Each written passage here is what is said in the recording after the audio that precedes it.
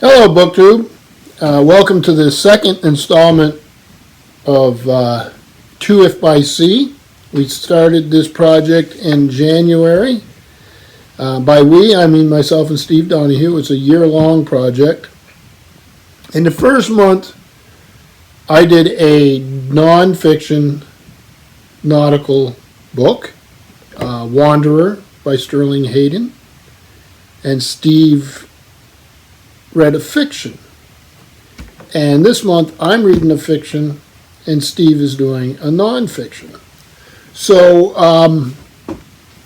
we'll do this for the full year, and we may mix it up a little bit in the middle of the year as to that fiction non-fiction mix. So we're still talking about that. If you have any ideas, just leave them in the comments down below. So, because there's only 12 options for the year, and because those options are restricted either to a nonfiction or fiction book, so for each we're going to have less than 12. When you make your choice, it takes a little bit of thinking. And and also, I don't know what Steve's going to pick. So when I get my nonfiction or fiction choice for that month, what I'm trying to do is, in some cases, make sure I get to a title, because if he takes it, it's done. I can't do it. So, and that may never come to pass, but it's a big, wide world of nautical fiction and nonfiction out there, and we've both read fairly widely in it. And so maybe there would never be any overlap. But I really, really wanted to do this book. And this is Erskine Childers' Riddle of the Sands. Now, I don't remember how long ago it was. Geez, it had to be 20, 30 years ago. Michael York was in a film version of this that I remember being very good. Not only drama-wise, it may have dated, I don't know, but for the depiction of the nautical life, it was quite interesting. So, Erskine Childers, let's get to the author first. And I'm just going to look at some Wikipedia stuff here. He was born in June of 1870, and he died in 1922. So he was only in his 50s. Here it says 52. He was an Irish writer whose works included the influential novel The Riddle of the Sands, and this is a folio edition of that novel. He was an Irish nationalist who smuggled guns to Ireland in his sailing yacht, the Asgard. He was executed by authorities of the nation Irish Free State during the Irish Civil War. So that's it.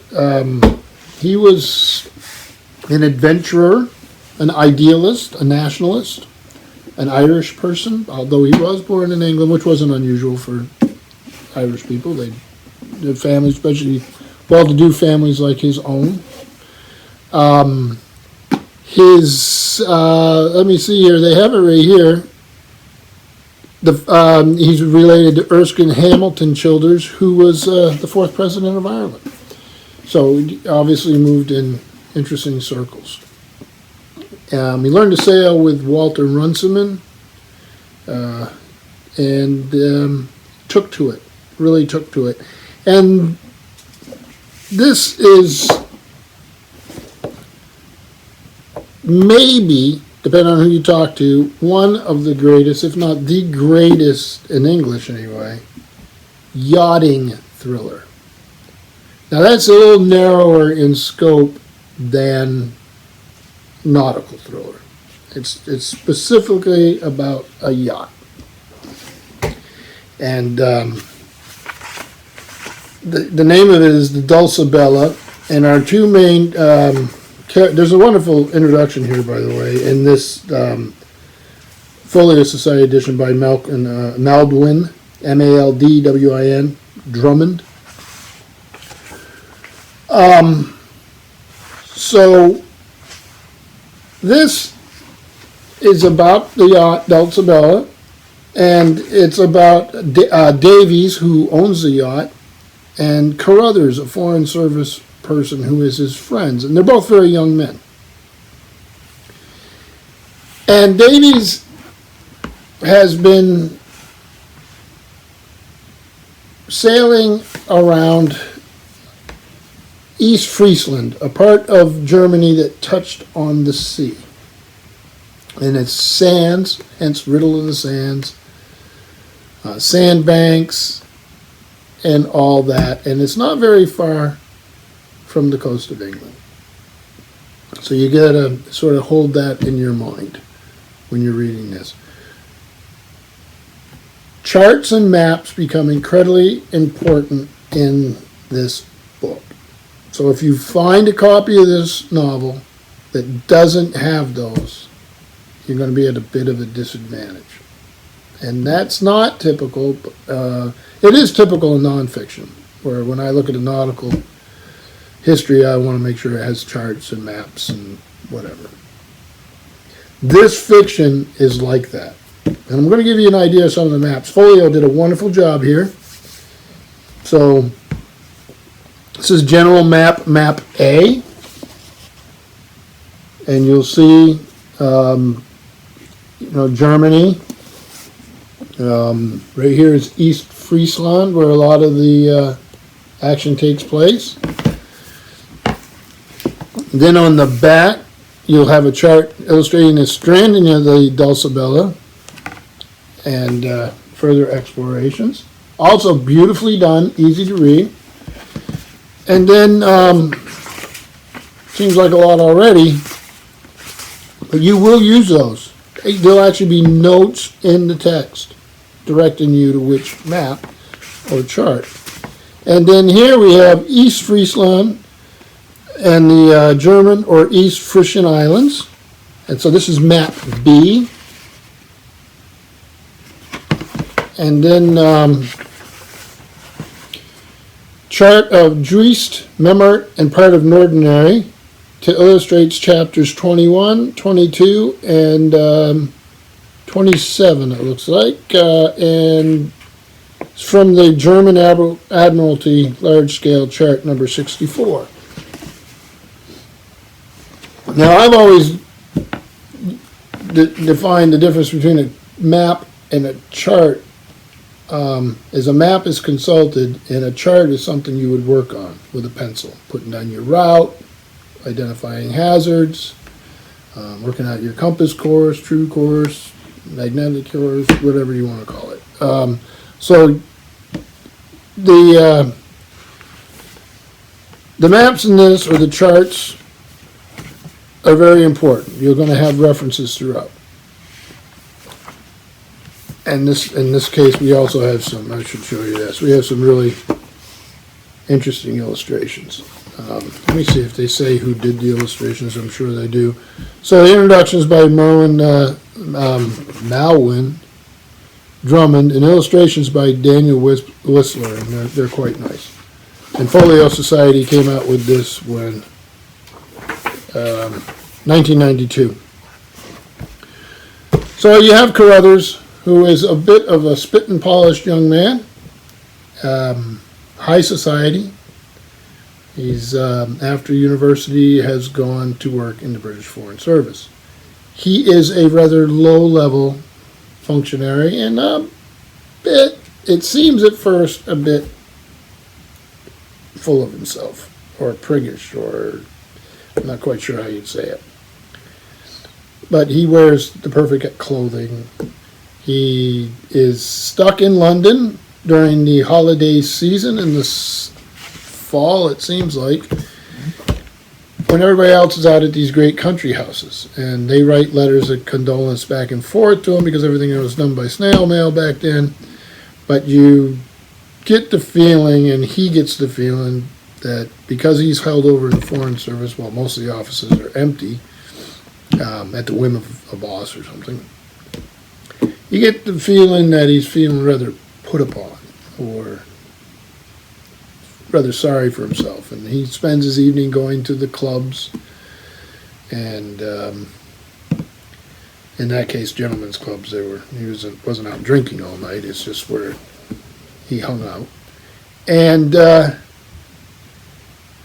he realizes that all his friends and them may be acting like they miss him there, but they're busy. They're having their vacations. And he gets a letter from Davies, the guy on the yacht, Dulcibella, who is off the coast of Germany, asking him to come out when he finally gets his time. He's got time. Then he asks him to get a bunch of nautical equipment. And at first, Carruthers going, I remember him. He was a good guy, but he's a little different. They knew each other at university. And they are different.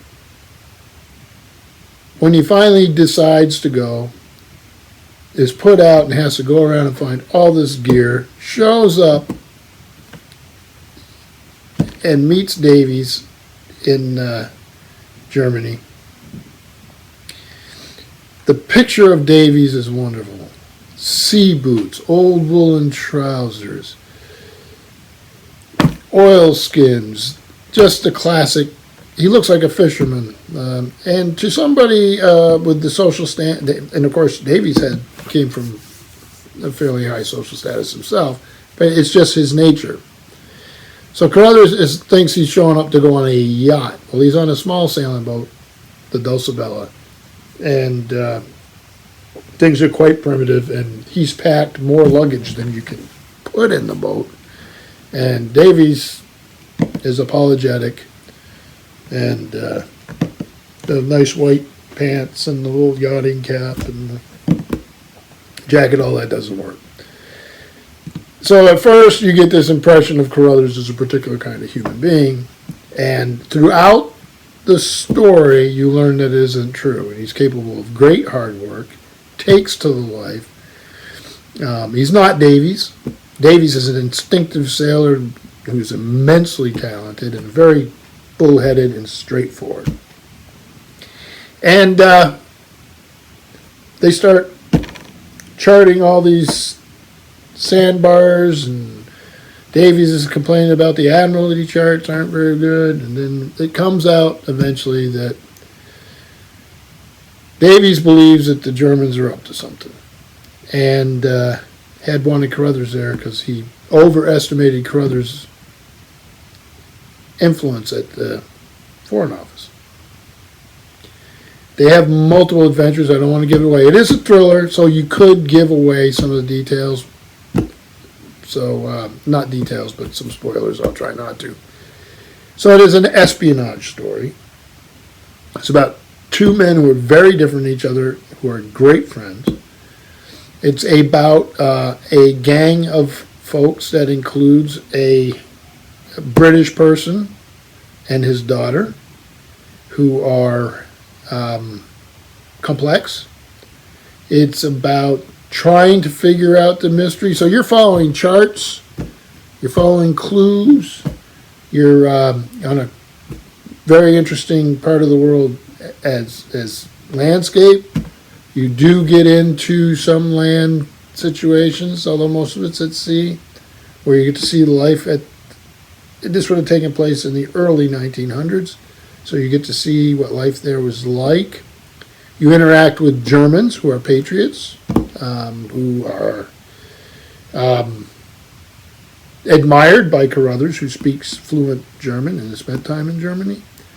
And you get a warning in this novel to the Admiralty and to the Foreign Service about the dangers that Germany poses to the east coast of England. So the nautical detail is wonderful. The mystery is great.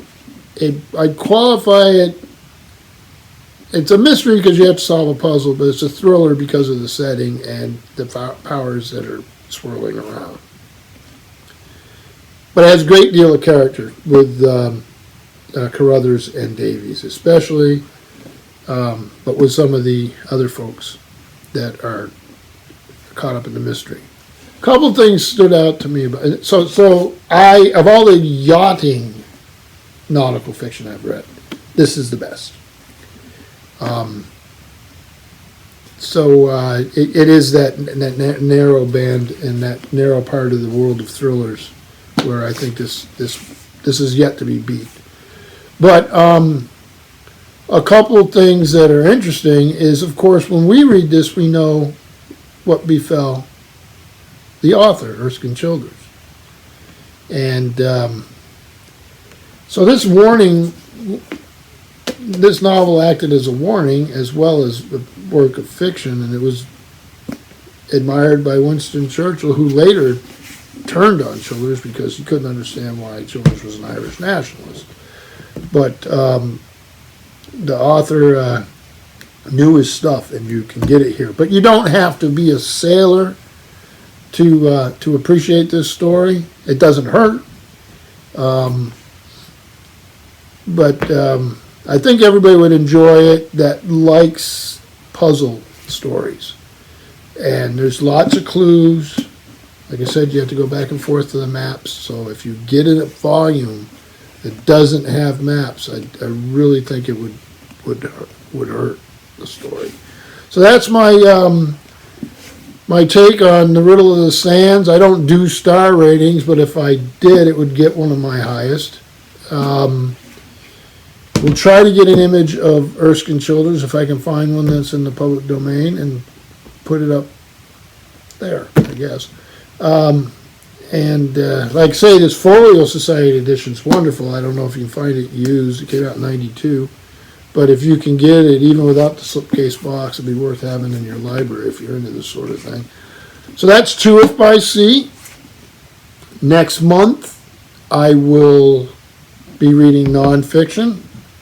And I will try to provide, this is going to go up later. I have meetings all evening tonight until late. So I'm going to have my wife Deb post this for me today. If Steve Donahue has his out already, we will link it. If not, we'll just link his channel so that you know where to find his February 2 by Sea. And I hope you all have a good evening, and thank you, Book